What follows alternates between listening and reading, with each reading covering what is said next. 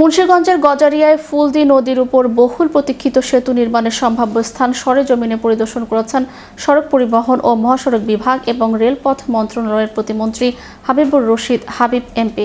শুক্রবার সন্ধ্যায় সম্ভাব্য সেতু নির্মাণস্থল পরিদর্শন শেষে সাংবাদিকদের সঙ্গে আলাপকালে প্রতিমন্ত্রী বলেন, ফুলদি নদীর ওপর সেতু নির্মাণে সরকারের আন্তরিকতার কোনো ঘাটতি নেই। স্থানীয় জনগণের দীর্ঘদিনের প্রত্যাশা পূরণে সরকার বিষয়টিকে অত্যন্ত গুরুত্বের সঙ্গে বিবেচনা করছে। তিনি আরও বলেন, স্থানীয় সংসদ সদস্য জনগণকে দেয়া প্রতিশ্রুতি বাস্তবায়নে নিরলসভাবে কাজ করছেন। পরিদর্শনকালে প্রতিমন্ত্রী সংশ্লিষ্ট কর্মকর্তাদের সঙ্গে সম্ভাব্য সেতুর নকশা, সংযোগ সড়ক, ভূমি সংক্রান্ত বিষয় সহ বিভিন্ন দিক নিয়ে আলোচনা করেন।